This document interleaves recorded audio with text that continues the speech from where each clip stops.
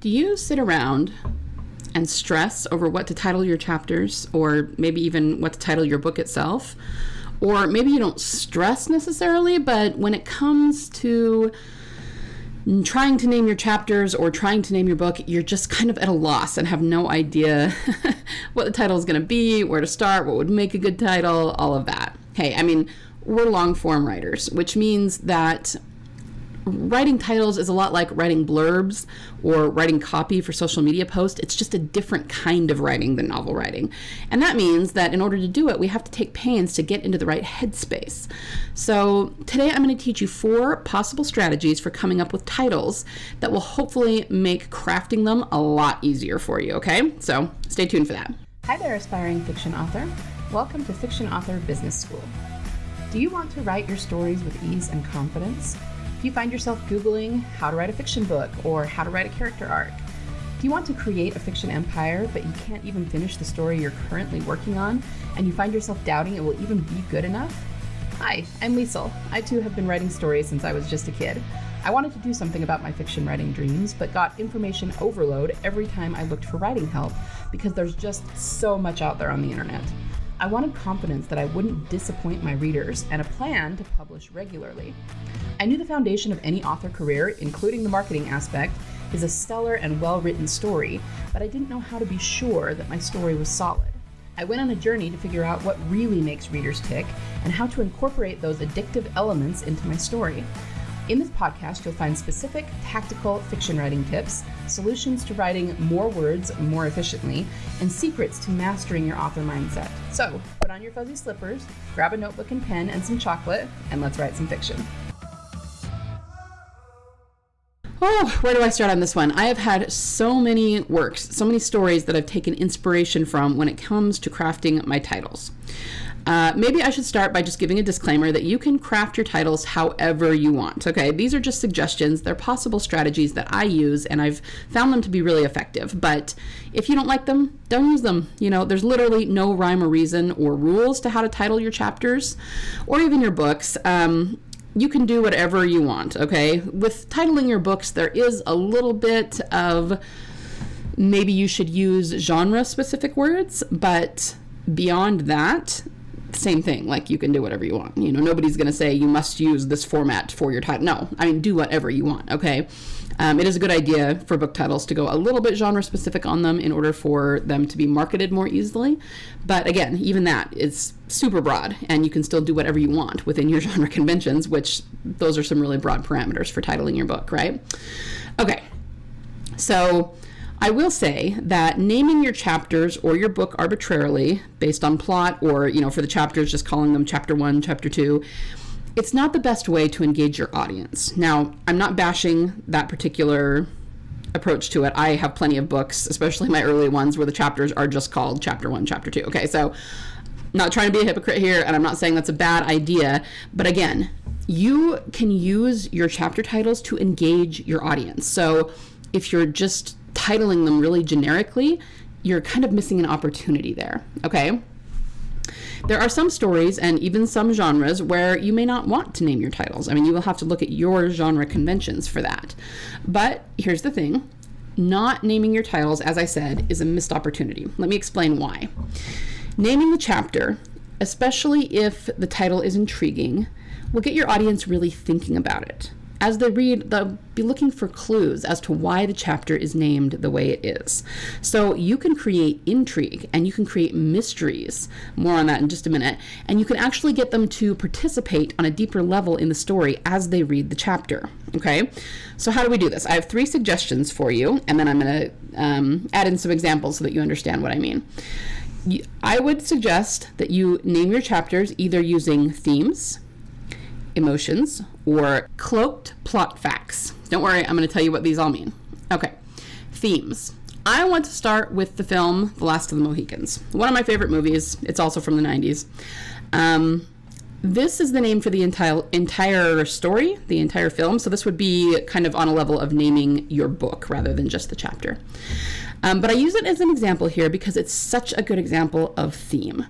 The name for the film comes from something one of the relatively minor characters says right at the end, okay? It's about the Mohicans is a Native American tribe that is disappearing. There are not very many people left of that tribe. And near the end, one of them, his name is Chingachgook, says this. He says he's the last one, basically. He says, I, Chingachgook, the last of the Mohicans. And that is why the film is called that. Now, this came from dialogue, and that's another way that you can do it, but I'm coupling together dialogue and themes here because generally, if it's said in dialogue, it also doubles as a theme. It's kind of the same thing. So you can take whatever the theme is and create a title out of it. It can be something the characters say. It can be more of a theme that you're trying to get across throughout the book.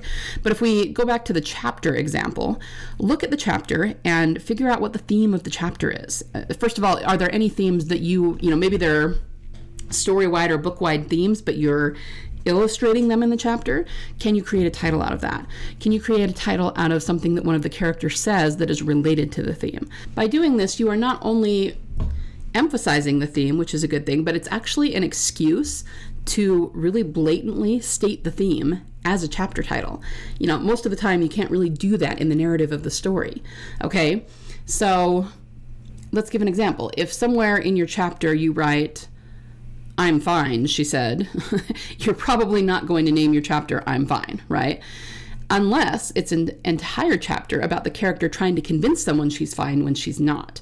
But then that just became a theme, didn't it? So using themes or significant dialogue is a really great way to come up with names for your chapters or for your entire book and have fun with this. Like, I love looking for things that I could name the chapter. It can actually be a lot of fun to find those things and pull them out. And hey, you might even learn something about your chapter you didn't know before. Maybe there's a theme in there that you didn't even intend, and then you see it and you're like, yeah, okay, let's name the chapter that, All right. The second thing you can use beyond theme and dialogue are the feelings or emotions of the characters or their current mental state, okay? I remember reading Twilight a long time ago, and there were some chapters, I honestly don't remember which book it was, it might have been the final book, where the book was actually sort of a quote, and I think it was supposed to be Jacob saying it, but he wasn't saying it out loud, he was saying it to himself, and I'm paraphrasing this because, like I said, it's been a long time since I read it, but it was something like, why did you do that? Oh, right, because I'm an idiot. Things like that. And that was the actual title of her chapter, was that little phrase that he was thinking to himself. It was funny, whether you like that or not, whether you think it's cheesy or genius, good or bad, it's not the point. The point is she's using the character's mental state where he's at in his head to title the chapter. And that not only does it get kind of a chuckle from the audience, but it automatically tells us what he's thinking and where he's at with what's going on in the book. And that's actually really effective, guys. So of course you can be more subtle than that if you want. To go back to the previous example that I used of a character trying to convince someone she's fine when she isn't, you could go with I'm fine, or even just fine as the character, as the chapter title, right? But notice something, neither of these that I've talked about so far have really anything to do with the plot. So remember I said naming it just based on what's going on, the plot isn't the best? Well, if you're using theme or dialogue, that's very much internal. Theme is an internal thing for the reader, and emotions are internal for the characters. So I guess my point is that it can be a lot more effective to name a chapter based on something internal rather than external, which would be plot-based, okay?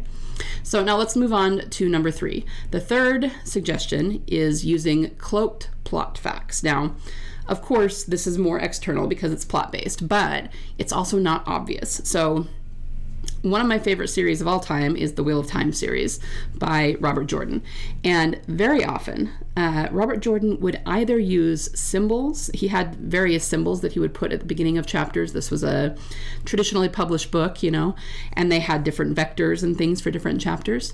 Or he would use the title to indicate that someone in the chapter was what he called a dark friend, which just means they're an enemy, they're working for the bad guys, they're kind of the minions. And he wouldn't tell us explicitly in the chapter or in the plot who it was. So it would be like there was a symbol for dark friends at the beginning of the chapter, and then you would have a handful of characters and they would just go about doing something that was maybe not innocuous. I mean, it's related to the plot in some way, but you would be reading it going, wait, which one of these people is the dark friend? He's telling us that one of these people are going to betray the main character, and we have no idea which one it is, okay? That's really smart on his part. It gets the audience thinking, it gets them involved in the story and looking for clues and talking amongst themselves. Okay, which of these characters do you think is the dark friend, and so on and so forth. This is a little trickier. I'm not going to lie. It takes a little more planning and a little more work, but it is super fun if you can pull it off, okay? So it would be, just to use a more generic example, if you titled your chapter Betrayal or something, and in the chapter it's about the protagonist and his 3 best friends, and he tells them a secret and tells them not to repeat it to anyone. End of scene. And then the reader is left wondering where the betrayal was. There was not actually a betrayal that happened in that chapter. Well, it was there and we didn't see it and it's not obvious, or is it just that one of the protagonist's friends is going to sell him out, and now the audience is wondering which one it is. See what I mean? And now they have to keep reading to find out, right? So those are my 3 suggestions. If you're having trouble titling either your chapters or your book at large, try using something internal like theme or the emotions or headspace that the character is in. Or if you're going to use something plot-based, make it intriguing. Make it a little bit of a mystery. Make it like suggestive of something that isn't obvious. That will very much get your reader involved in the story. It will get them thinking about things. It will get them to participate in a way that they wouldn't have if the chapters were just chapter 1, chapter 2, chapter 3. Okay? And again, once more, you can title your chapters however you want.